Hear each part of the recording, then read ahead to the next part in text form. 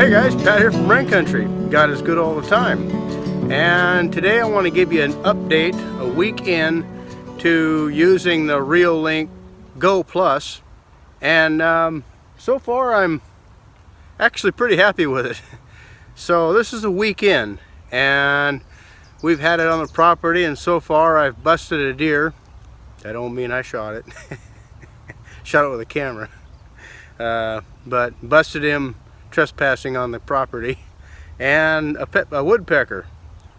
Behind me, unless you guys have noticed by now, is a security camera, and there's just a test setup right now, and see if you can find a camera in the brush behind me here.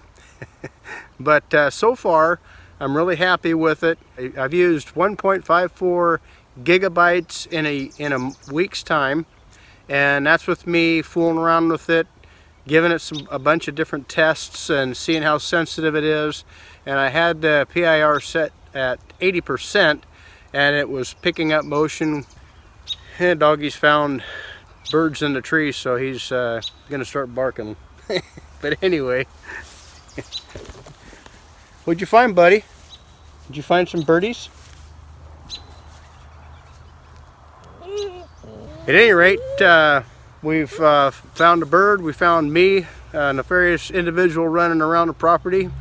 And Cody, be quiet. Come. And that's about it. But there's a whole lot of video footage of me just playing with the camera. So I think it's actually quite a bit of footage. And if you're waiting for if you're a hunter and you're waiting for animals or whatever like that, 74% usage on the battery is all I've experienced, and I think that's actually pretty remarkable. I wanted to test out the battery to give you what my feelings were on the battery, but I also have a solar panel that I'm actually going to install today, and we'll see how that works. From what I understand, the solar panel works very well to keep it topped off even on overcast or shady environments. So I'm going to give that a test, see how that works out. So there was one thing that I wanted to point out on the battery. You can take the battery out of the camera. You can easily take the battery off of the mount, take it back to your house, and charge the battery up through a USB cord that they give you. And on the bottom of the battery, you can actually take the battery out of the unit itself as well, out of the camera, and charge it with that USB, that mini USB. I went ahead and charged that up before I came out here. There's an amber light that comes on to show that it's charging, and then I think it's a blue light that shows when it's finished charging or has a full charge. So that's the thing when I did the unboxing, you know, I'm still kind of learning about the thing as well. It's not too awful bad. You can control the whole camera through the phone. You can also shut the camera off. You can, by use of the shutting off the PIR, and that's the motion sensor gizmo inside the camera. Yes, gizmo is a professional terminology. So let me grab the camera. If you haven't spotted it by now, I've just had it sitting in the tree all week. And how mobile is that? I have the PIR turned off right now, so this thing isn't going to be sending me a whole bunch of different alarms. So anyway, really happy with the camera so far. On the bottom here is where you would plug in your USB to either charge it with a wall socket 110 or plug in your solar panel. And this little speaker down here is for an alarm. You can set this thing to sound off whenever you have a movement, and whenever it'll send what they call a push signal or a push notification to your phone to let you know that the camera has been activated. It sensed movement. The one thing that I did notice about it, the deer and the bird were both vehicles or people. So I don't know I don't know if that goes by kind of size in relationship to where it's at in visual of the camera. Either way, at least it turned on. That was good enough for me. I know when you go in there and you set the sensitivity, you can set it from 0 to 100%. I had it set on 80. I think that's a default setting. I didn't set it before I set the camera up out here. So that was the default setting that Reolink had in here when I went ahead and turned the camera on. So learning a few things about it. It's not rocket science, but the booklet only tells you so much. It gives you a couple of installation tips, a couple of troubleshooting tips, which is great, but a lot of the information that you're going to learn is actually when you download the Reolink app and get in there and just start playing around with it. It's pretty user friendly after you get used to it. Like I say, if I can learn it, you guys can. I'm going to set this up in another area. I'll go ahead and get started on that now. And my helper Cody is here to assist me in and keep me straightened out on all my goings on around here. So let's go ahead and get started with mounting this up. So I think before I put that up there, what I'm going to do is I'm going to take and paint my bases a little bit. The camera mount that came is white, so I want to subdue it a little bit. And this is gloss black, so I want to subdue it a little bit. I think it's going to be obscure enough anyway, and so by the time, if I'm looking for some intruder, the thing's going to notify me before they see the camera, and I'll be here shortly after I get the alarm. So the way I camo things is probably a little bit different than the guy I gave a shout out to on the last video. And what I do is I just select just some of the natural normal vegetation around here. Obviously this is a fern, and this is a piece of blackberry. If I'm looking for something to paint on a smaller item, you know, I'll pick something that's got a real busy characteristic to it, like this piece of grass here, this grass here. We could use either one of these. You know, this is pretty busy, but I think I have plenty with the fern and the blackberry plant to get everything I need to have this particular look that I'm looking for. So I got a couple of different flat greens. I like to use the flat colors. So those are the colors I'll be using for this little project. So first of all, what I'll do is I'll paint it with a dark green. Now the ideal thing is to kind of rough these up, but I'm really not too concerned about it. You know, rough these up to where the paint will stick on them better. You can use emery cloth or steel wool to rough these up a little bit, but they're very clean. I could wipe them down with acetone or paint thinner, but I'm not going to worry about that in this particular application. Maybe down the road, if the paint starts to chip or something like that, I'll end up taking that extra step.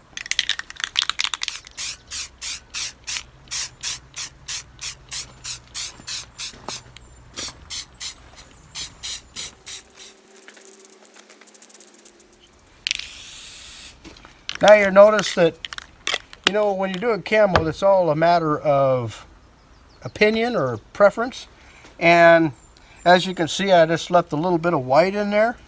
I thought that might leave a pretty cool characteristic.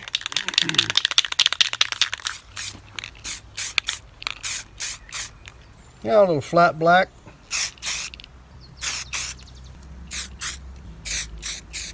Now if you want a little more contrast, you hold this really close up to the item that you're painting, and if you kind of wanted it not so striking, you can hold it away from the item that you're painting, and it'll kind of blur the edges together, so you can see a little bit more heavy painting on this side, and I'll show you what it looks like painting it from far away.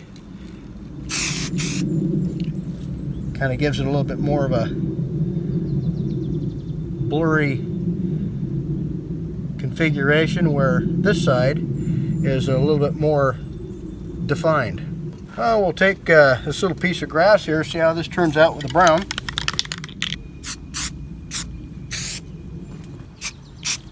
And if that brown is just a little bit too much, which I feel it's a little too much, I can go back over that again. I like the black idea. I'm going to hold it away from this because I don't want the fern to show up as a brown fern. So I'm going to just subdue it a little bit.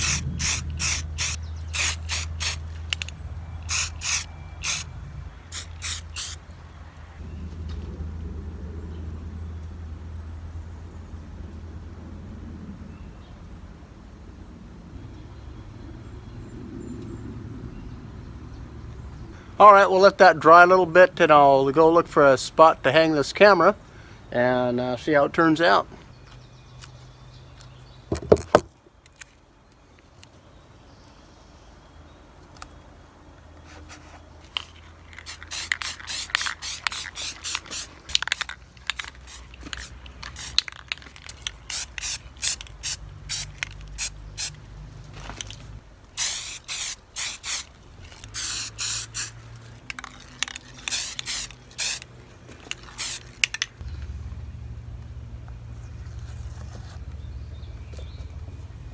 Just to let you know, it's a 6-volt maximum.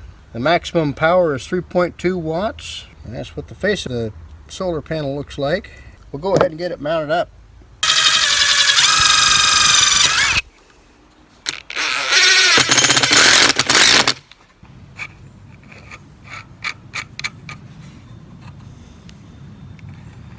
Okay, I'm going to mount this to where the ball has flexibility to point down a little bit, so that this little indentation right here will allow the ball to aim down some instead of up into the atmosphere.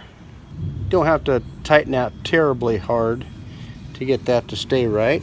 And then on the back side of the camera, you can see the threaded portion of that goes on the mount or the swivel. And I want to make sure that the speaker is pointing down.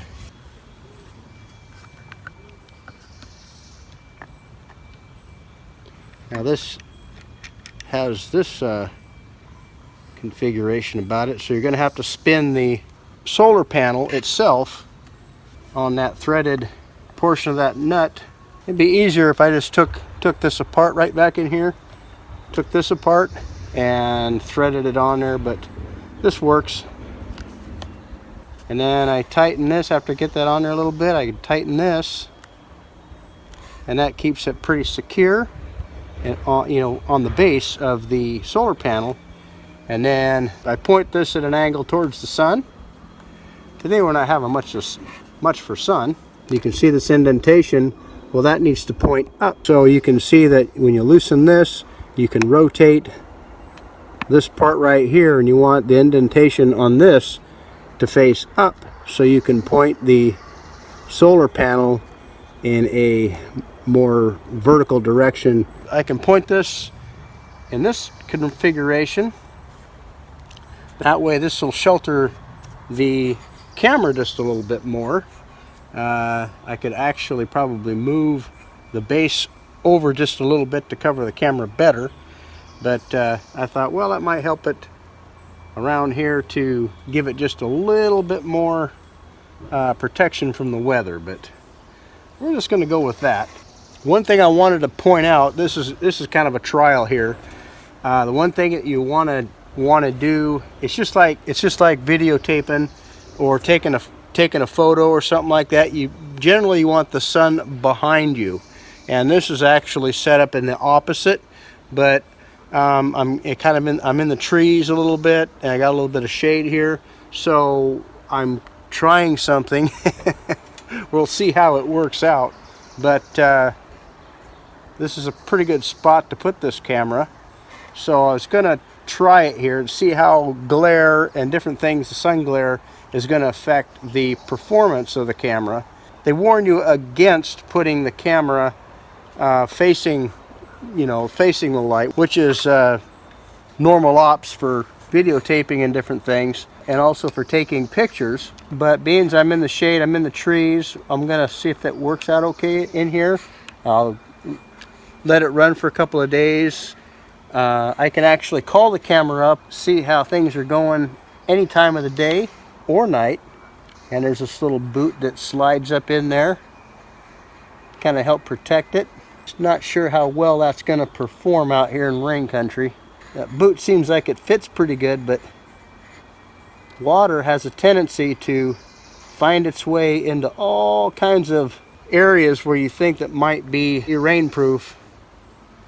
Around this country, it isn't rainproof, so this will definitely be a test to see how well this holds up in the weather. So far it's held up great. It's performing just like it should, and we've had a couple of pretty good rains in the last week, so that's a pretty good test. Angle that down just a little bit more. The angle of this is at about maybe 30-45 degrees, somewhere in there, to catch the sun. You want this perpendicular to the sun rays, so that's the secret to that one. So we'll see how that looks from down below. So in a week or two, I might be able to get some time and see about how it's performing and give you an update. So we'll see how things work out. Well, thanks for stopping by. Take care and God bless. Cody, come. Come. Come on, buddy. Hey, come here. Cody, come. Come. Good boy. Yeah, good boy. That grass is pretty tall, huh? Where's it at? Go get him. Go get it. Did you tree something?